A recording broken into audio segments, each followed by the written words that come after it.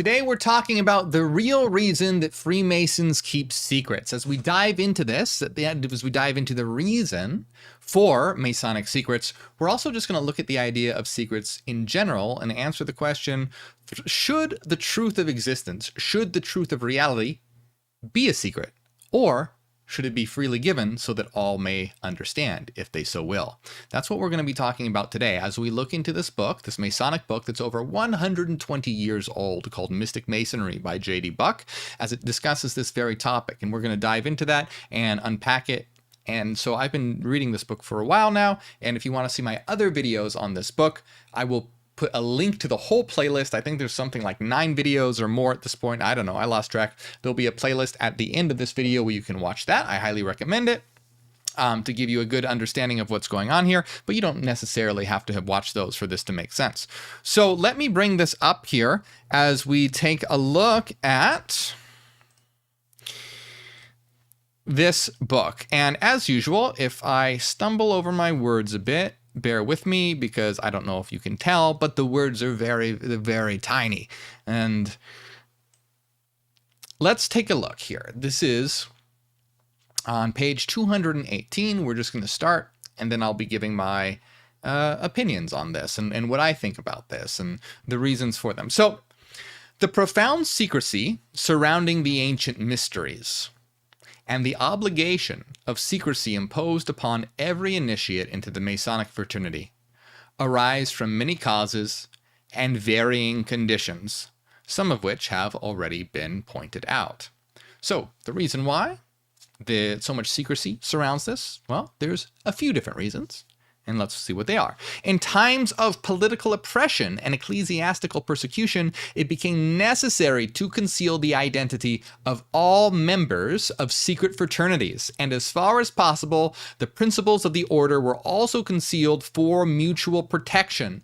So what are they saying? They're saying in times of oppression, whether that's political oppression or oppression by the church or some sort of religious authority, these secrets and these fraternities, these orders, were kept secret to avoid this persecution. Now, that's a great reason. That's a fantastic reason. If you have to keep something a secret because you are going to be killed otherwise, it's a very good reason to keep a secret. So I'm totally in agreement with that. But, however, today, that's not an issue. These ideas, these secrets, are no longer being persecuted by the political or the religion. Well, it depends where you live.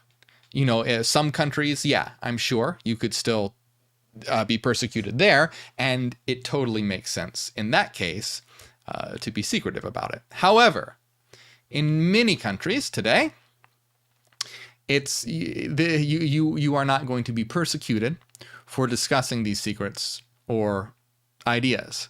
So this was a totally fine reason for keeping these ideas secret for the time. However, it's no longer necessary to do so. Depending on where you live, of course, but with that caveat in mind, this is no longer a reason.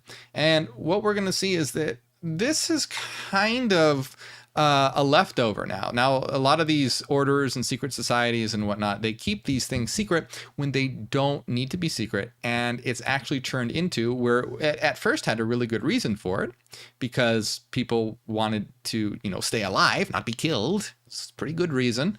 But now there's no longer a reason for that. And a lot of these places use it for manipulation. The idea of secret knowledge, hidden knowledge that one has to go through all this training to be able to get to is used in a very manipulative way. Now, I want to make it clear that I'm not talking about all Freemasonry or whatnot. I'm just talking about, in general, there are, orders, there are societies, there are a lot of these different groups that use this idea of, oh yeah, you're going to get to secret knowledge, but you have to go through this whole process first. And this whole process is of course, a brainwashing process. Because, oh, you want to get to the secret knowledge, but you have to go through the rites, you have to go through the training, you have to memorize the rituals, you have to do this, that. And by the time you get there, you're just, you're completely and totally brainwashed. Now, remember, there's many different types of lodges. There's many different branches of Freemasonry. So I'm making very, very general and wide sweeping statements. Basically, what I'd like to get across in this video is, don't take me as criticizing something specific. What I'm going to be talking about in this idea, or in this video, is the idea of secrecy in general. Should things be a secret? Why were they a secret in the past? Why are they a secret now? Should they? Is it good? Is it bad? And so keep that in mind.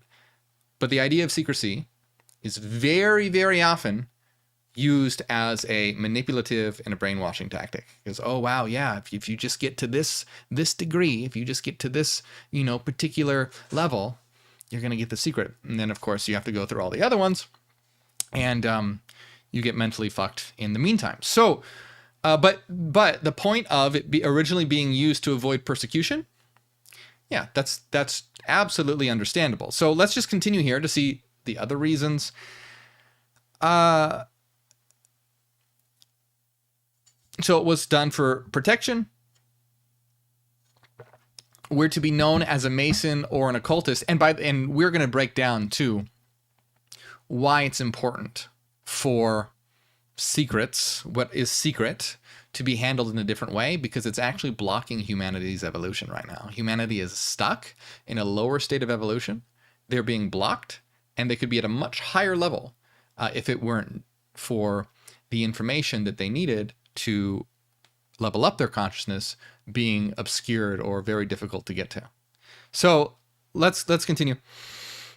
So when to be known as a Mason or an occultist was to be hunted down like a criminal, to be imprisoned for life, or perhaps to be tortured and burned. Men naturally concealed their connection with the lodge or their interest in the secret doctrine. Again, totally understandable. That makes a lot of sense. That's fine.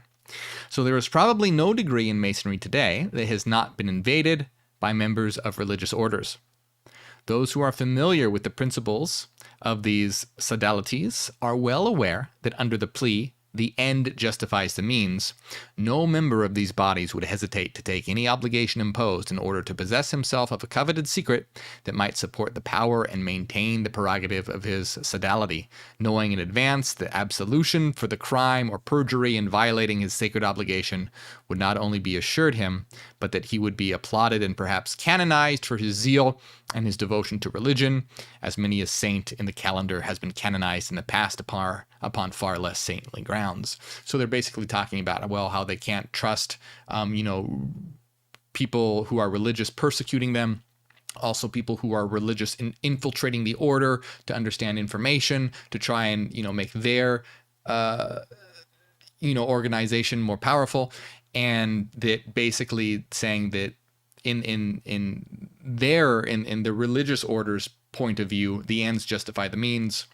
So even if they do some abhorrent tactics, very underhanded tactics, they'll still be seen as a saint and canonized because the end justifies the means. So this is really talking about why they use secrecy at a certain time to avoid persecution, to be careful about people infiltrating, things of that nature. So in the face of all so-called exposures and all betrayal, Masonry pursues the even tenor of its ways and tiles its lodges as carefully and inculcates its obligation of secrecy, just as though apostasy were impossible and perjury a crime unknown to the code of civilized communities. Notwithstanding all so-called exposure, it would be exceeding hazardous for anyone except a regularly initiated brother to attempt to gain admission to the lodge, and no possible motive can be assigned why any honest man should desire to receive the rights and benefits of the lodge, except in the order and under the conditions prescribed. But after all the other reasons assigned for the secrecy of lodge, probably the tradition that such was always the rule in the mysteries has more to deal with the concealment than anything else. And the real reason for concealment in the mysteries has been herein previously shown to be on account of the power that attaches to the real knowledge possessed by the master. Okay, so this is the important part here. So first of all, the whole part about persecution, understandable. But now we're getting to where they say, but the real reason for the secrecy has more to do, the real reason for concealment in the mysteries was herein shown to be on account on the power that attaches to the real knowledge possessed by the master. So in essence, what it is trying to make sure that only those who are worthy attain this secret knowledge, because with this secret knowledge comes power. And so for the point of view of someone, like a secret order or something, they think, okay, well, we don't want the wrong people getting this information and using their power in a nefarious way, the power that comes with this knowledge. That's the position taken more or less from these secret orders, secret societies and whatnot. But I'm going to give my opinion on this, but I just want to read a little more so we can get a bird's eye view, and then I'll talk about it. So the penalties imposed for violating the solemn obligations voluntarily taken may, at times, have been literally executed by the agents of the lodge in medieval or pre-Christian times. But in modern times, these awful penalties have undoubtedly been substituted by the execration of all honest men and Masons. In genuine initiations into the really occult mysteries, the penalties for unworthiness in any and all directions consisted in the apostate becoming the victim of the powers he had himself invoked. He had created a Frankenstein which he was no longer able to control, and it destroyed him. Hence the warning was true and necessary. So this is basically saying that, in the past they might have had very harsh penalties, but now the real consequence that comes with wielding this power is that if the uninitiated does not know how to use this power correctly, it will backfire on them. And this is true to a certain degree. This is kind of like the idea of black magic, and that if you use black magic, it's going to come back to you and destroy you. And black magic and white magic, that's a conversation for another time, because that's a whole other can of worms. So I'll comment on that as well.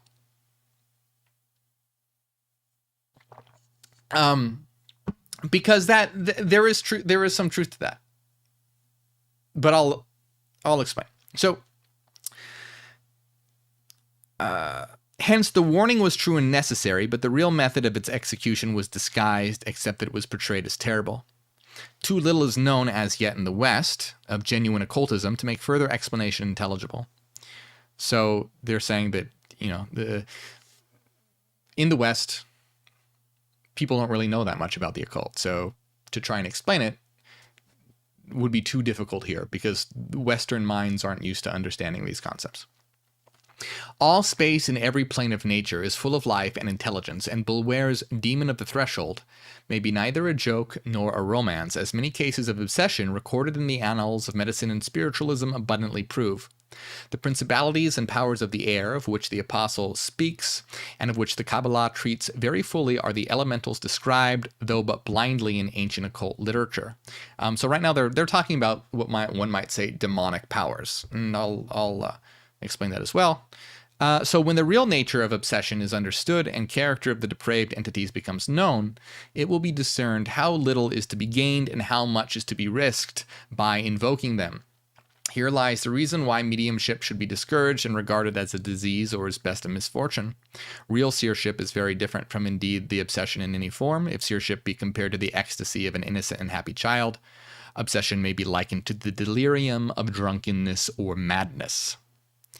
So some idea may be gained perhaps from the foregoing of the source and character of the penalty for the violation of the obligations assumed by the neophytes in the mysteries. In The Mystery of Klumberg, Conan Doyle portrays the idea, but makes the execution of the penalty at once fantastic, horrible, and impossible. No real master, even such as he portrays, could ever play the bungling part of the executioner, such as he depicts, but would leave the criminal in the snares and devices of his own creation. The imagination of the novelist can hardly supply the philosophy of true occultism. So hold on, let me just take a look here and see if we can... Okay, actually, let me read a little further, and then I will go back and explain what this is all talking about. So the stories that have come down to us of the magnificent pageantry and the almost superhuman trials attending initiation into the mysteries, from those of ancient Egypt down to Tom Moore's Epicurean, all pertained to the various degrees of the lesser mysteries. The secrets of the greater mysteries were never written or told. What they were can only be surmised from a complete philosophical knowledge of what initiation really means, and some idea as to what the last supreme revelation may be. This has probably never been portrayed in any individual case, nor is it likely that it ever will be revealed, because as shown in the preceding chapters, it is the meeting face to face with one's own God, the higher self, latent in every man, but now wholly revealed. It concerns the things impossible to utter of St. Paul, an initiate. The philosophy of the whole process may, however, be fairly apprehended as the consummation of the higher evolution of man. So this is important. The whole process may be apprehended as the consummation of the higher evolution of man. So it's important to understand that our evolution is bound up to what it's talking about here. It's also bound up to the higher self. This is going to be important as we talk about this. So, thus philosophy, for him who can understand it, takes the place of the whole of the instruction of the lesser mysteries, except such practical experiences and final training of the neophyte as enable him to enter the greater mysteries. So far as teaching is concerned, or the apprehension of what is to be done, and how philosophy is the teacher and is better fitted to the present intellectual age than any form of instruction. When a genuine school for the revival of the lost mysteries of antiquity is established, worthy and well-qualified neophytes will doubtless receive not only instruction, but practical training. Hitherto, this work has hints, outlines, suggestions, and running comments or relations only have been given, and every intelligent reader must have observed the difficulty of describing that which has never intended to be revealed. Okay, so let's try. There's a lot to unpack here. So just to recap, in the beginning, secrecy had a lot to do with avoiding persecution, avoiding torture, avoiding death, but that the real reason, the most important reason, according to this, for the concealment is that the power that attaches to the real knowledge possessed by the master. So the knowledge or the power that one gains when this knowledge is attained. And this is very, very true. So let's, let me bring this back up. So the question is, well, what is this power? What's going on? Should these things be a secret? Should these things not be a secret? The problem is that at one point, it was necessary for these things to be a secret. However, it has become a point of manipulation where, like I had said previously, the carrot of secret knowledge is dangled in front of someone, and they have to go through all these different rites and all these different processes before they reach this supposed secret knowledge. Now, this isn't always abused, but it's often, very, very, very often abused today to brainwash people into some sort of ideology. Now, the thing is that these secrets don't have to remain secrets anymore.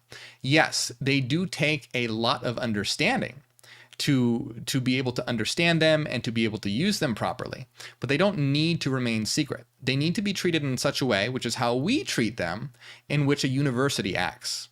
In which, let's say you want to learn something like quantum mechanics. Quantum mechanics is no secret. It's there for anyone who wants to learn it, and you can understand the very basic. You can go watch a documentary on quantum mechanics and kind of get an idea of what it's about. Then once you watch a documentary on quantum mechanics and you kind of get an idea of what it's about, you can decide for yourself if you then want to go through the rigorous studying that takes to get there. Now, do you see the difference between that and then some, like a lot of these secret orders and whatnot, where there's just this secret mysterious thing where you're not really told anything about it, but you have to go through all this different training and all these different initiations before you can get to it. So do you see the difference? And when it's like a university setting, you get a general idea of where you're going and where you're headed.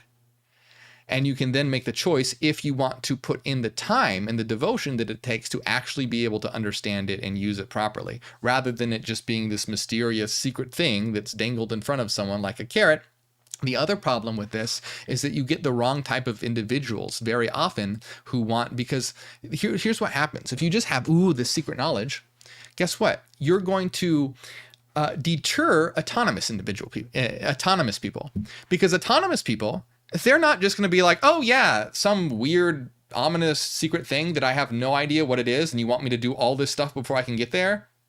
Yeah, no thanks. An autonomous person's not going to do that bullshit. I mean, maybe if they have there are exceptions, but for the most part, I'm being general right now. In general, most autonomous people are going to be like, I'm not going to do that unless you give me an idea of why I'm doing this and what it's about. What it will do is it's going to attract people who are easily coerced and people who are power hungry, like the very worst kinds of people. People who are, oh yeah, I want to learn this secret and I don't care what I have to do to get it because I want to know the secrets of reality and the power and have this power. So really you start developing the system that attracts the wrong kind of people and deters the type of people that you want. You want the people who are autonomous and people who are free thinkers, not those who will just be like, okay, yeah, tell me what I got to do. I'll do anything. Just tell me what I got to do to get to the secret. That's the worst sort of, you don't want people like that. If you're trying to do what these societies purport to do, which is to create, in terms of Freemasonry, perfect masters or whatever, which are essentially world shapers, people who help evolve humanity. So what we need to ditch this idea, and this is what we do in our work. We ditch this idea of secrecy, and rather we put on full display what we are about. And yeah, does it take a lot of time to get there? Yeah, it takes a lot of understanding. It takes a lot of studying. It takes a lot of hard work. But you know where you're going. You know what you're getting to. And so this idea of keeping things secret is holding humanity back. And it's used so much as manipulation, because now what happens is you have these corrupt, and please remember, I'm always being general. There's always exceptions. I'm sure that there's some great people involved in some of these things. I'm sure there's some great lodges. I'm sure there's some great orders. I'm just being very much in general of what happens when you have this idea of secrecy and what it leads to. So generality. So please keep that in mind. I'm not dogging on any one specific or anything like that. But in general, what happens is that you get people who understand this knowledge, and what happens is they become very egotistical about it, and in a very negative way. And when they go, oh, well, I now understand the secrets of reality. And, oh, the masses, they can't understand this information. This is beyond them. So I and we of the highest order must guide humanity as the good shepherds, and they are the flock on the path to a future world. And you get this now very nefarious situation where you have these people who think that they're just, so much better than humanity, and they couldn't possibly understand. And this is actually a misunderstanding. This is the misuse of the power. Because this is quote unquote black magic, depending on how, forget I said that, because that's a whole other thing. But this is using the power for selfish terms and in selfish means. Because when one really understands this idea, and what this knowledge is an evolution to a higher consciousness. And once you understand it, you don't want to keep people from it. You want to help them evolve and grow. You don't want to force it on them, but you don't, if you think of it like college isn't forced on anyone, but it's there and it's not a secret, and anyone who's interested can go and learn.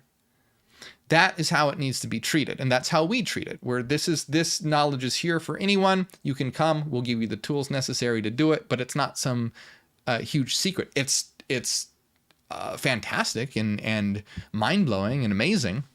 But it's not some guarded thing where we're not going to tell you what it is and you have to jump through hoops to be able to get to it. It's there for those who want to learn. And because a lot of the argument is, well, people aren't ready.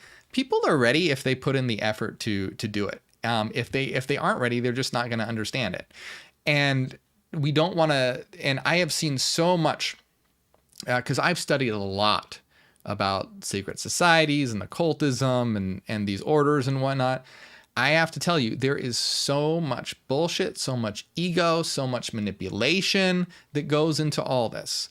You have like the Golden Dawn and the secret chiefs, and you have to do X, Y, and Z because I just got a communication with the secret chiefs and they just told me this. And yeah, that's a bunch of bullshit. Like that's just a manipulation tactic, because, if someone was named John Avery, that's a lot more impactful or a lot less impactful than, oh, communication from the secret chief said that we should do this.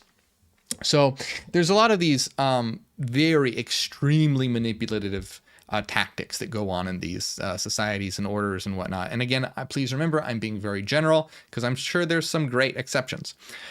I'm just explaining why we don't do things this way and why I think it's my very strong opinion that this is a hindrance to the world. So humanity, so what is all this about really? What is this? This is about reaching a new level of consciousness. So right now, most of humanity is simply self-aware and not even a very high degree of self-awareness. It's a very low degree of self-awareness. So humanity went from an instinctual stage of awareness, like the stage of animals, and they developed self-awareness where they're able to now have new abilities. When you're self-aware, you have new abilities. You have more abilities than, say, your dog. If your dog somehow was able to gain self-awareness, your dog would be able to do things that other dogs couldn't do. So imagine that, because I want to explain this idea of, well, what does it mean by it comes with powers? You're not going to be able to magically make things float and bend metal with your mind and stuff like that.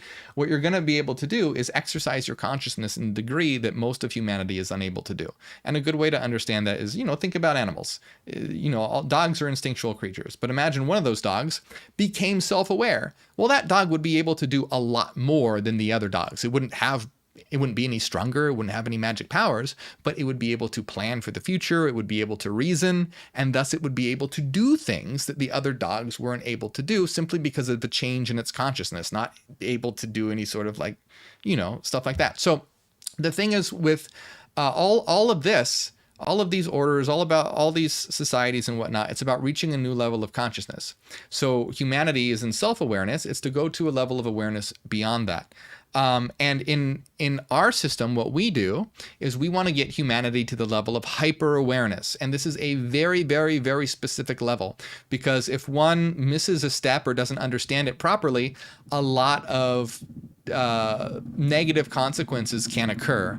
And some of those, oh wow, I don't know if you guys can hear that, but there's a very loud helicopter. They're after me. There's a lot of negative consequences that can occur, and that's when it comes with a misunderstanding of consciousness. And for an example of what I mean by that, think about the dog example again. You have a bunch of dogs. One of those dogs becomes self-aware. Well, guess what that self-aware dog is going to be able to do? If it really wants to, it can manipulate the other dogs.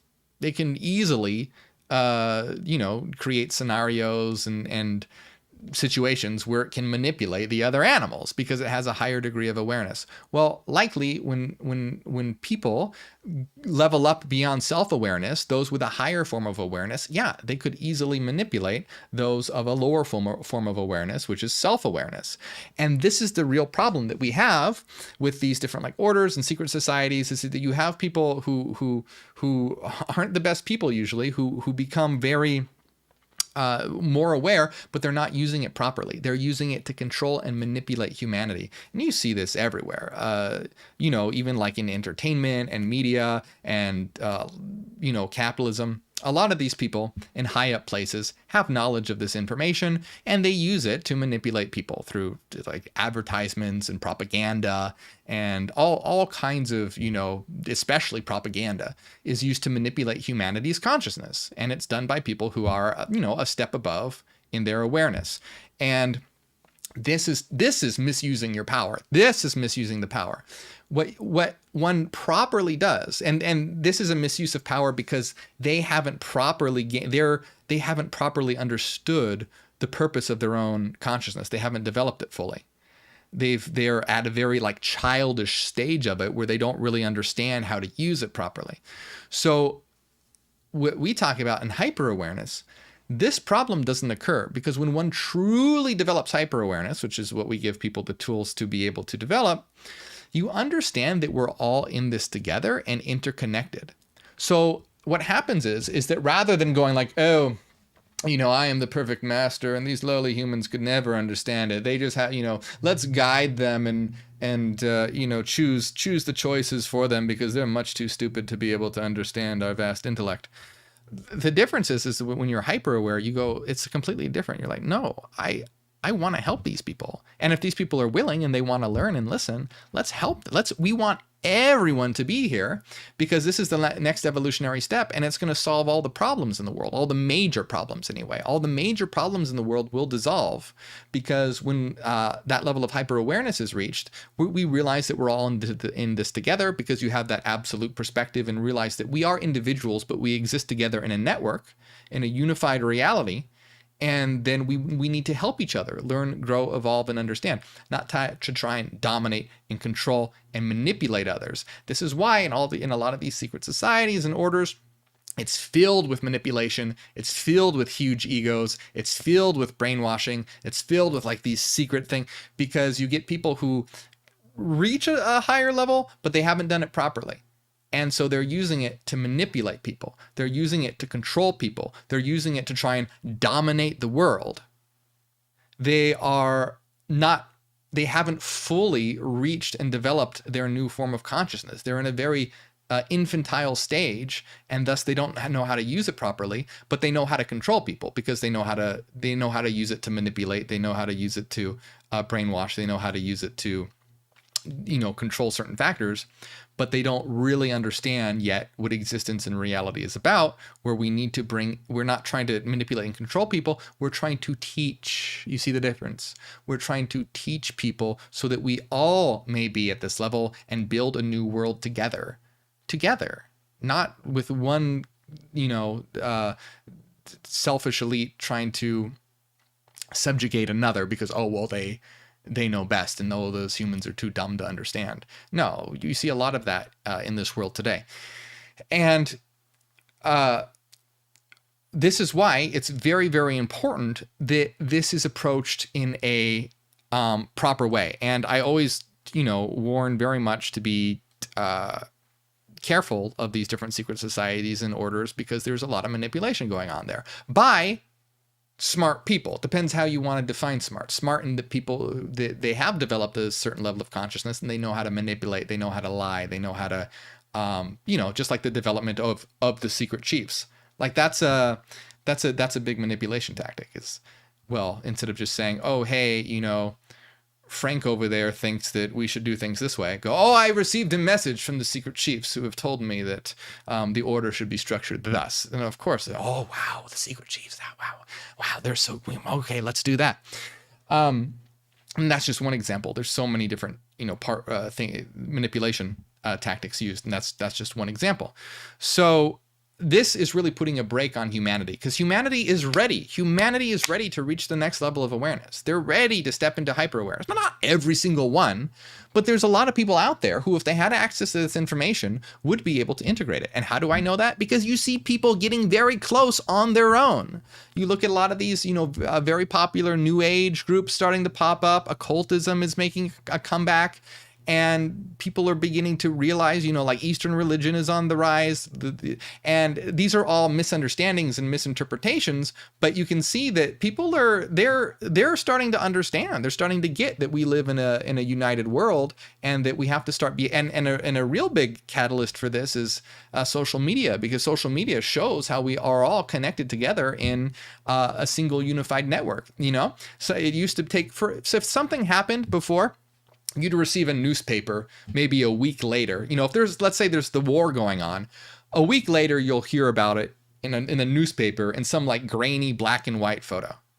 It's very disconnected. It's very slow. You don't really understand like the terror, the heartbreak, the horror of the war. You're just getting a little thing that happened a long time ago, a little grainy picture in an article.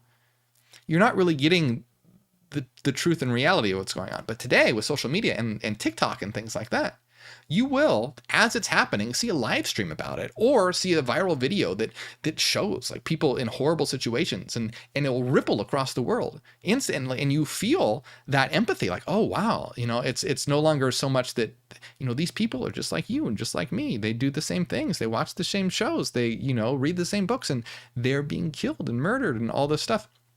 And people are starting to realize that we live in this connected world, this connected reality.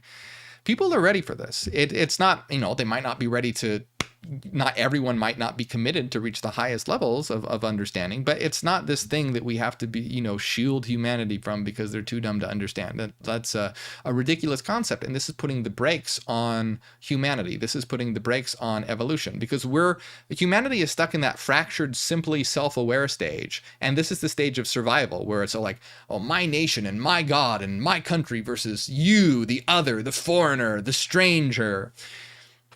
That fractured, simple self-awareness needs to be transcended to reach hyper-awareness, where we realize that we're all in this together and we're all reflections. We're both independent but united at the same time as a network, and that we are all reflections of one another and we're all in this together.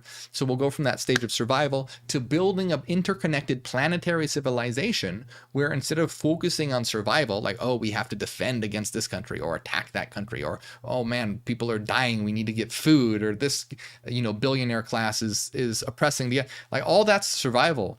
We need to reach the next step. So we build a planetary civilization. So instead of the focus being on survival, it's like, oh, how can we better optimize the world to give us a better experience? Where can we direct should we direct more resources to art? Should we direct it to education? Should we direct it to health? How can we build more beautiful, places? How can we build more artistic places? How can we make sure people get the help that they need? How can we make sure that everyone is, receiving access to the best education they can get? You see how the direction completely shifts from this survival mode to a mode of thriving. How instead of how can we survive to how can we best thrive? And that requires reaching this next evolution.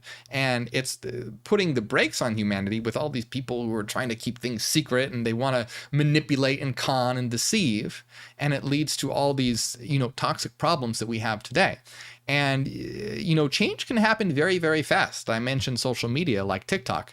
Look how fast information can travel. I mean, I'm able to have this communication with you via live streaming right now. And this is going to be seen by thousands and thousands of people. And imagine, see how fast, like TikTok, you can have millions or even billions of views overnight. Imagine, what's going to be 5-10 years from now. If that's how fast information travels now, imagine how fast information is going to travel 5-10 years ago. So we can have a mass evolution of consciousness in a relatively short amount of time, because these ideas can be triggered if the right information is given to people. This information just needs to be there for people who want to learn and want to understand. And a lot more people want to learn and understand. A lot of people are like, oh, well, people don't want to. No, they do. Why do you think that people why do you think all these mental dysfunctions exist today? Because people are removed, disconnected from themselves and others. People realize that life is not about just working a bullshit 9-to-5 job, coming home exhausted, watching some bullshit TV show, going to sleep, waking up, and doing the same thing every fucking day. Yeah, no wonder that people have difficulties, and people are rejecting this. People are realizing, hey, there's something more to life than this. Yeah, no shit, there's something more to life than this, and it's here. It's right here for you. You just need to know that you just have to, get out of the brainwashing of society, get out of all the different distractions, and realize that you can understand what reality is and reach an entirely new level of consciousness where you're able to see humanity and life and existence for what it is. I want to wrap this up relatively quickly here because I don't want to go on too long. But the main point that I want to get across, and I hope that I'm getting it across well, is that, and again, don't take this as me criticizing any specific system or whatnot. I'm being very general right now because, like I said, I'm sure that there's exceptions where there's some great lodges and great occult systems or whatever. But in general, this idea of secrecy breeds a terrible environment of manipulation, of brainwashing, of dominance over others, and attracting the wrong kind of person. Even if they say that it's the opposite, even if they go, oh no, what do you mean? We're against this sort of thing. No, it's just by how it works, by veiling everything in secrecy, having people jump through hoops without giving them a reason why they're jumping through hoops, by having certain people get to the top who are, power hungry, that just want to know secrets. You're creating a breeding ground that is very unhealthy. So what we need to do is approach it in a way where it's like a university where, hey, yeah, there's this great thing that you can learn. You can reach this next level of consciousness. And here's what it is. Here's what it's about. Now, to get there, yeah, you have to, go study all this stuff and whatnot. And yeah, that takes time, but it's there for you to choose if you would like to do it. And you know where you're going. You know what the end result is. This isn't this like nefarious, cloudy thing like, oh, well, what's going to happen? Am I going to get possessed by Lucifer, or am I going to invoke this demon that's going to give me, power that, like it's so, it's not the way to do things. It's manipulative and it's bullshit, frankly. It's bullshit. It's I grew up in a strict religious Christian household. I know what it's like to go through religious brainwashing, and there's a lot of this bullshit brainwashing that goes along in this stuff. So be very careful.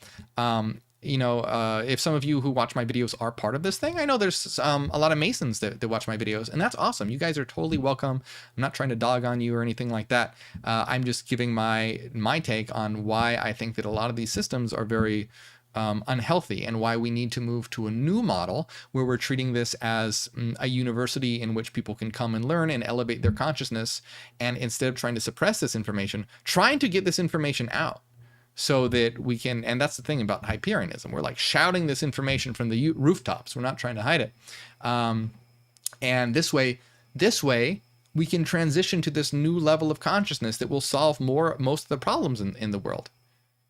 See, it's these problems will be solved just when, when humanity goes from instinctual awareness to self-awareness. It's able to do all these new magnificent things, build cities, because you imagine, when humanity was instinctual, it only had a very limited amount of cognitive abilities and could only do a limited amount of things. But when humanity became self-aware, guess what they were able to do? They were able to build, very complex cities, like the kind of cities that we have today in modernity, governments, all these different structures were being able to be built by humanity. So you see, they didn't gain magic powers, but they were able to do new things. They were able to create a new reality through their new level of consciousness and applying their ideas to the world. Now, when humanity goes even further and reach hyper-awareness, it will be able to create new structures, specifically the structure of a planetary civilization. Right now, we have all this divided, broken up world of competing units. Whereas when humanity reached hyper-awareness, then it can have, just like it had new abilities with self-awareness and was able to create new structures, it will be able to create new structures now as it reaches hyper-awareness. And most importantly, that will be a planetary civilization that ushers in a new phase of existence that's no longer about survival, but that's about thriving. So let's live in a world that is a lot more about teaching rather than suppressing, and a lot more about altruism and benevolence rather than dominance and control, and a lot more about freedom. So I hope you enjoyed that. I have a lot more videos. This one, I know this video is a little more negative on Masonry, and again, I'm just giving my honest opinions about it and what I feel very strongly about. But I have a whole playlist, and there's definitely some very good things.